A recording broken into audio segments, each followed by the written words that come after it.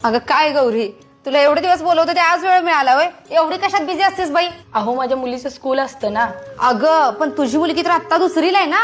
काय ते 70,000 रुपये फी भरून इंटरनॅशनल स्कूलला घातल्यास म्हण की. हो मग 11ला स्कूल असतं तिचं, पण 9ला बस दारात येते आणि 3ला स्कूल सुटतं तिचं, पण घरी येईपर्यंत 5 वाजता, कारण स्कूल लांब आहे ना.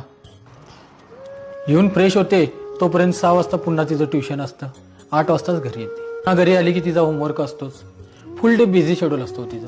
हो ना, तिच्यामुळे मला ही वेळ भेटत नाही. अरे बापरे, मग ती खेळते कधी?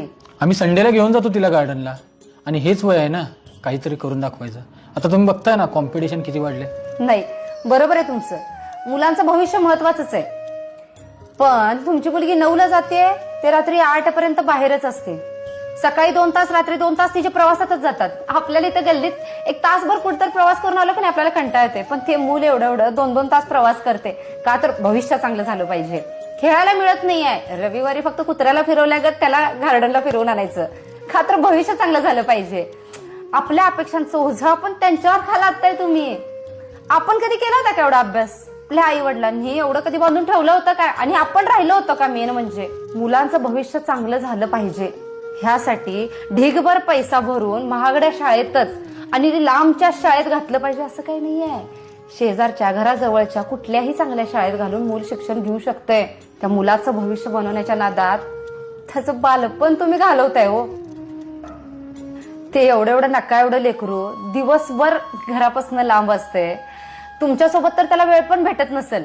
त्याला शिक्षण ब्रँडेड देण्याच्या नादात तुम्ही संस्कार द्यायला, तुमचा मायेचा ओलावा द्यायला फक्त मागं पडू नका. त्या पोरीच्या भविष्याचा विचार करताना आपण कशासाठी काय करायला लागलोय हेच विसरून जायला लागलोय.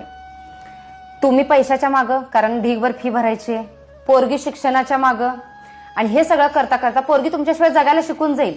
नंतर तुमच्याकडे तिच्यासाठी वेळ असेल, पण तिच्याकडे तुमच्यासाठी वेळ नसेल, कारण ती तुमच्याशिवाय जगायला शिकलेली असेल. शिक्षण महत्वाचं आहे, पण आपलेपणा, ओढ आणि नाती पण महत्वाचे आहेत.